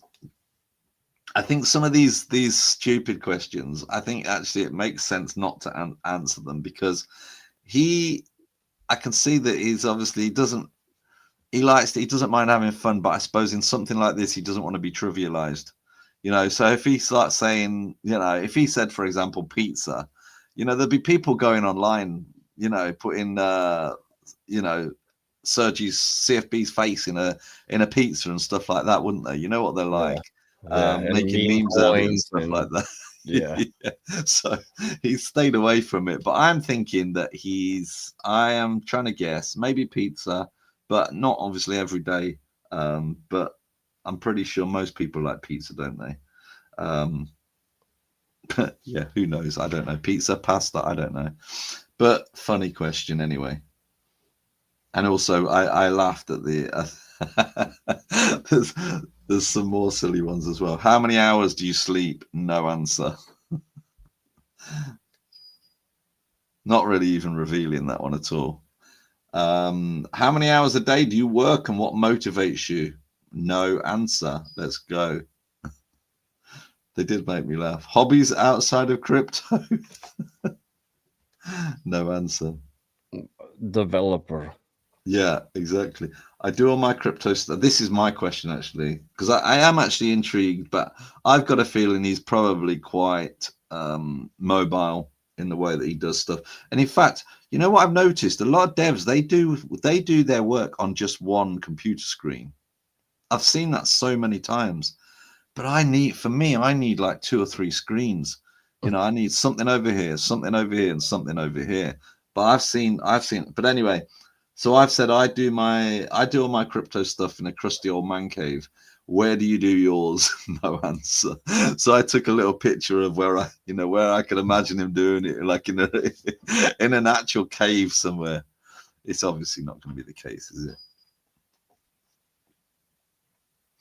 Oh, I love this one. You were the third person to mine Bitcoin, apparently. I love the mystery of who is Satoshi. Without answering that over-asked question, because I don't really want to know 100%, and then in brackets, but feel free to send me 100 Bitcoin from Satoshi address, lol.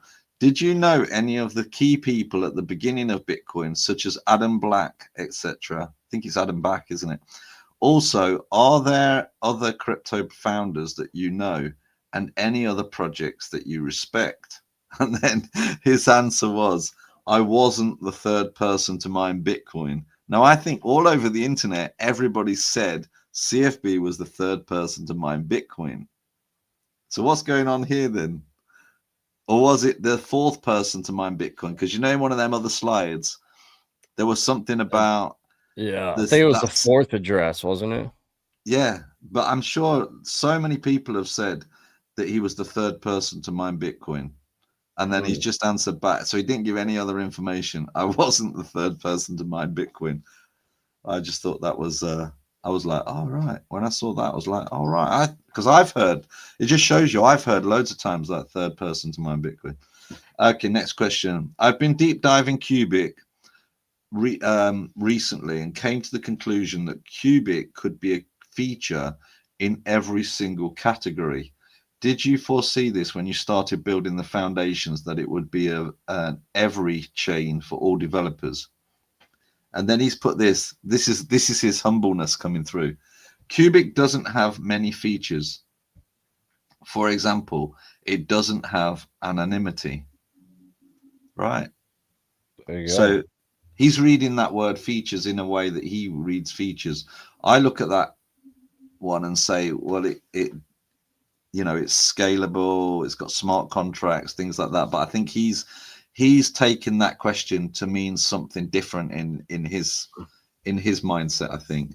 Yeah, Which I'd agree. It's like saying how Qubic is not going to be used for banks to transact on a neutral bridge asset. It's not going to be used for a privacy coin. It's not going to be used for oracles. It's like it's not going to be used as the gaming platform. I don't think. Like it's just yeah. He is a humble guy for responding like this, because as busy as he is, like these questions got to feel like they're coming from like not smart people to him. Like it's got to be annoying to have yeah. to answer these and Well, not just be like, "How stupid are you?" No, da, da, da. they are. Well, they are. They are. A lot of these questions are coming from like retail type people, you know, Yeah, like exactly, myself, exactly. and just they're not like deep dive. Let's talk about the tech kind of thing. They are just kind of He won't answer the deep dive stuff. Like he only will answer like stuff that's about his project. That's it. yeah, exactly. So let's go. Oh yeah, right. Okay, number 16. So no answer on this. And how did you find out about Bitcoin? When Bitcoin launched, did you think it would have as much success and adoption as it has? Were you surprised? No answer. Exclamation mark. Read into that what you will. Um, because if I was I know I'm going back to the Bitcoin connection again, the Satoshi thing, but if I was the founder of something and I didn't want to say, and somebody asked me that question, how am I going to answer that question? How did you find out about Bitcoin? I bloody made it. I mean, yeah. He was in the Bitcoin talks, in the Bitcoin forums back as early as anyone else. I mean, what's he gonna If you, say? Oh, but I if you're was, asking that question to say, for example, if he is Satoshi, he yeah, can't answer that question, can he? exactly. Right. What's he gonna Because he say? didn't It find came out from about a Bitcoin dream because I he had. made it. He made it. Yeah. See, I think he would have. I think if he wasn't, I think if he wasn't either involved in Bitcoin or was the sole person that actually devised Bitcoin, I think he would have actually have answered that question, because it's not like a silly question about what what's your favorite food or favorite hobby. This is a this is a question about crypto. You know, the start of crypto. How did you find out about Bitcoin? Um, and about the Bitcoin launch, did you think it would have? There was just no answer, and I thought that was like that was an interesting. Some of the omissions are as interesting as the actual answers, and I thought that was one of them. So I'm sure I am 100% sure that if he was not Satoshi, he would have answered that question. But you know, it's all speculation, and I think the speculation is quite fun. It doesn't really, to be honest with you, whether he was the founder of Bitcoin or not. Oh, here we go. This is another Bitcoin. This was another Bitcoin question. So, was Bitcoin your inspiration to take the technology further? So he said Bitcoin looked flawed in game theoretical aspect. Satoshi hid the flaw by over-engineering consensus instead of using good old quorum. So he's called Satoshi like somebody else. But was this like something that he recognized as, I've made something, but it's like, you know, if you, I've made something, but actually it's not great because it's done this and this and this. It could well be, you know, he might have made it and then realized that the flaw is over engineered consensus instead of using quorum. Should have used quorum. That's interesting, isn't it? Was Bitcoin your inspiration to take technology further? Bitcoin looked flawed in game theoretical aspect. Satoshi hid the flaw by over engineering consensus instead of using good old quorum. Wow. Okay. Guys, we have got so many people on the stream. Can you all do me a favor, guys? Everybody listening, please share this out as far and wide as you can. We're not actually going to be on stream for much longer because we agreed that we were going to do 1.5 hours. So what I'm going to suggest that we do is come back to some of these questions in next Friday. Is that all right with you, Vibra? Because I know that we don't want to we don't want to rush them because there is some more. So we're going to do one more question, and this one is pretty interesting. I think we'll do this final question, give it a little chat, go through the chat, and see if there's any questions from that. And then we will call it a day because we're at 1 hour 40. And what we don't want is we don't want these streams growing to like 2.5 hours or anything like that, because the idea really is to go through the questions in a careful way and bring as many new people on board as possible as well, so we can continue this in the next week's stream, which would be great actually. So this is our final question, but remember we've got another 20 questions that we're going to talk about next week. Okay. So this question here, this is our last question from CFB. Sorry, last question and answer. So someone said that you dreamt up the idea of Qubic many years ago, but the technology was too far behind your thoughts. When did you start to formulate Qubic? And then CFB has replied, circa 2000, so circa year 2000, it became apparent to me that computational power available even to universities isn't enough to develop AI. So I would pick 2000 as the answer. Wow. 2000. What was I doing in 2000? I was in Sweden celebrating the new year. That was a great party, that was. But wow, I think that's a really interesting answer. So he got involved. So computation.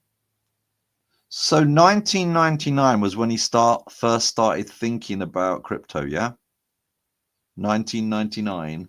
And then in 2000, he started to think about Qubic in 2000. So that guys is 25 years ago is when CFB started thinking about Qubic, like the raw kind of idea about Qubic.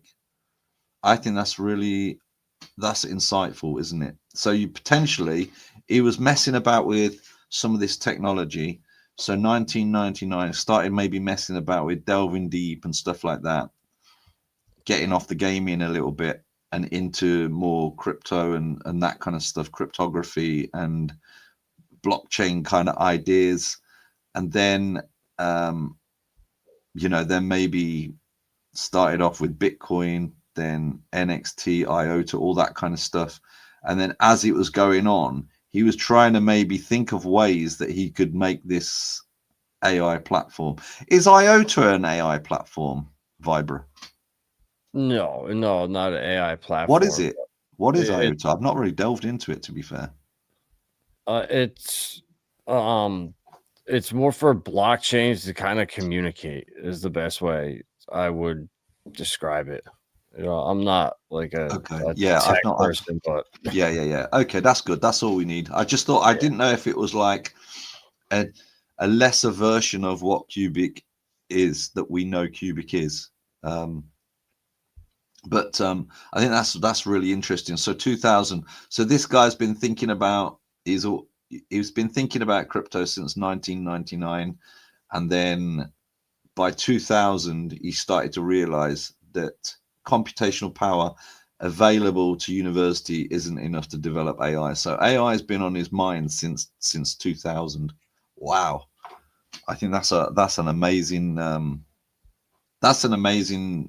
thing to understand. See, without asking a lot of these stupid questions, we wouldn't have found some of these answers out. And for me, when I look at stuff like this, I'm starting to think, as an investor, have I got a big enough bag? I'm thinking, should I be topping up even more or what? But that's interesting. What do you think so far? Yeah, these questions, right, are really, some of them are stupid, but you know what? I think I do like the innocence, that the way that some of the communities ask some of these questions, including me as well. Not going to lie, some of them are mine, but I think that the innocence is quite good, because I think the answers, he's just given the answers in a very easy to understand way as well. Um, I'm sure there's probably some people on the chat that want more techie stuff, but I think he's answering techie stuff on Discord and stuff like that. But this is just kind of like trying to figure out, right, when were you thinking about this, and when did you do this, and all the and looking at this, and this guy's been thinking about Qubic since 2025 years ago, when crypto was not even born. I just think that this, like, he was thinking about Qubic like 9 years before Bitcoin. But I'm wondering if Bitcoin was like the first thing that he put together to try and get to his AI platform almost. But I don't know. Maybe he was just trying. Maybe he was just trying Bitcoin first to try and see, right, is there a way? Because Bitcoin really is just like to see if there's a digital way of sending things. Maybe that was just like a kind of prototype type thing. Everybody's raving about Bitcoin's this and that, and I just see Bitcoin as this big golden elephant almost, that just doesn't really do anything. It just sort of is a store of wealth. But I know Vibra's got different views on how that will work out. I don't know with Bitcoin, to be very honest, whether it's going to be good or bad or whatever. But I do know Go to that, a million or zero, one or the other. yeah, yeah. Well, this is it. But there's going to be some people that just hold it. There's going to be some people. Michael Saylor's just going to hold. He doesn't care, does he? He doesn't care. He really thinks he's got it. He caused the .com. Like, you can go look up. You Google Michael Saylor .com crash, and you could find articles where Jim Cramer, that we still laugh at, literally says Michael Saylor was a huge reason for the .com boom. He lost like $6 billion in one day. So Michael Saylor got blamed for the .com, for a part of the .com collapse 25 years ago. And now he's bringing leverage into Bitcoin. Like, it's the same guy, same script. Do you think that Michael Saylor's into other projects as well? No, I think Michael Saylor is I think he did some really shady shit back in the day, and he cut a deal, and his deal was, you're going to be the face of Bitcoin. You're going to run around and tell the world is the greatest thing ever. That's what I think. Yeah. But what do I know? I don't quite get it. But when somebody is like this, like Maxi on something, and I'm like thinking, if I was him, would I diversify? I think the thing is with him, it's like he tells everybody that he's 100% all in, and I'm like thinking, 100% all in is just so dangerous. If it suddenly crashes, he's just going to be absolutely wiped out. I mean, I don't know. I just think we've only known one world with Bitcoin as number one. It's digital gold. Well, what if Qubic passes it in market cap? Because market cap becomes some stupid vanity metric, and some project passes it because of some fluke, and now Bitcoin is number two, and now it's digital silver. And now what? It's now no longer digital gold. Now people start thinking, oh shit, is it gonna? And now it's a race to the bottom. It's failed for what it's seeked out initially to be, and it pivoted to a store value, and then it got pitched to Wall Street and the institutions, and now to pension fund and to the governments. So it's so far from where what was set out to become, but maybe that was the whole point. I don't know. Yeah. That's why I think I hijacked from its initial intentions back in like 2012. Yeah, I know. It's interesting, like the truth behind some of these things. It's kind of like, love to know some of the stuff. But you know, if you start going down the rabbit hole of some of these things, suddenly you're led down all kinds of routes. And I try and stay away nowadays from any kind of rabbit holes. I'm just like, you know, even the news, I just try and stay away from it. I just try and stay kind of what's the word, like what's that Chinese proverb of, like, you know, just staying somewhere in the middle, not getting involved in this or making comments on this. It's very easy to get sucked into the negativity online. So I just stay away from it, concentrate on what I enjoy. I enjoy Qubic. I enjoy talking about some crypto projects, and just enjoying the space, and not getting wrapped up in anything too political or anything like that, because otherwise you just get sucked into it. It's a bit like the, you know, when you're looking at the who made Bitcoin and stuff like that. I mean, I still think it's probably going to be somebody like CFB that actually kicked it off. But I just think the evidence is just so strong with the Qubic addresses that he's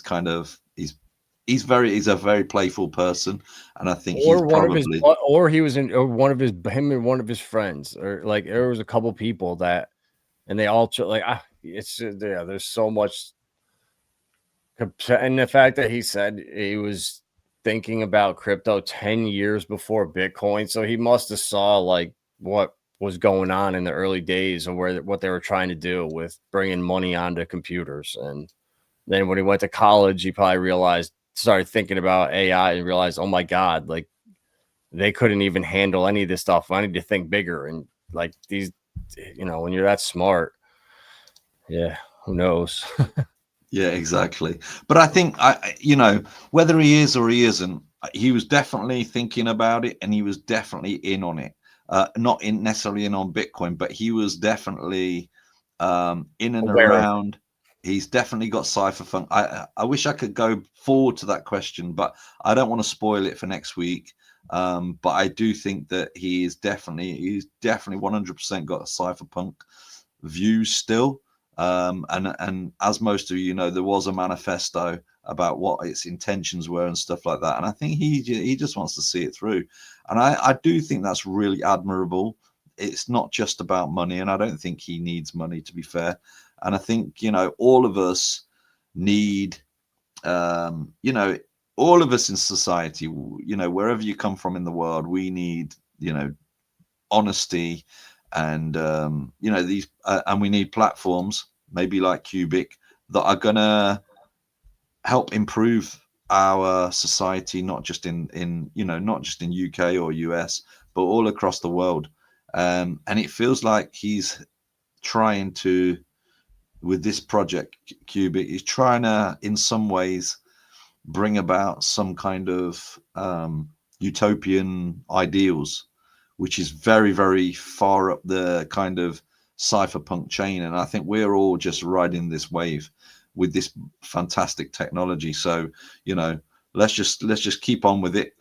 Keep having faith, keep believing, and we'll be back next week with some more of these questions. We've got about another 20. We'll rattle through them next week and see if there's anything else that we can reveal. I think there's some that I saw when I was making these slides that I was like, oh, really? That's really, really interesting. It's good to see an insight, especially if you're interested to invest or to build on this project. Suddenly you can kind of see that this guy, you know, this guy means business. And like, as we can see from this slide that's in front of us, you know, year 2000, 25 years ago, he was thinking about universities need more power, computational power, to develop AI. So this is like something that is not just an overnight sensation, which is fantastic. Guys, thank you so much for everybody attending today. Do you know how many live we've got at the moment, Vibra, total? And this is just what I can see on my screen. I need to take a picture of it again. We have got over 2,800 people live watching, and I'm sure this is going to get shared out afterwards as well. And I just want to thank everybody. I mean, I know a lot of you will be from the Qubic community. We just need to keep, you know, pumping it, sharing it, and just exposing it to the wider crypto, you know, because it is a great project. It's the foundations are sound, from what I can tell anyway, as a non-techie person. But I just think it's just so exciting, and I just think everybody's buzzed up about it. Don't worry about the price. You know, the price is so irrelevant at this stage. You know, think about the price maybe in a few years or something like that, and then things will be a lot different. But I just want to thank everybody for attending, and loads of people hitting us up in the chat as well. Thank you very much. I really appreciate it. And thanks for coming. Viber, you got any final words, mate?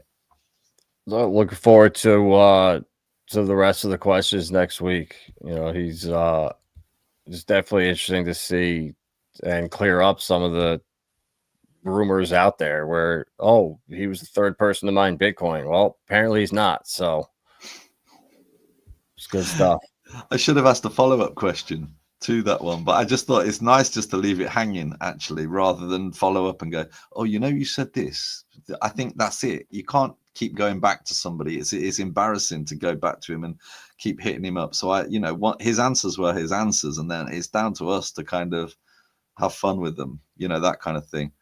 But thank you very much, guys, and wherever you are around the world, stay happy, stay peaceful, and we'll catch you on our X profiles. We'll obviously be posting. Viber is doing videos and all sorts of different stuff as well, and Qubic as well. And we'll do QStream again next Friday, same time, same place.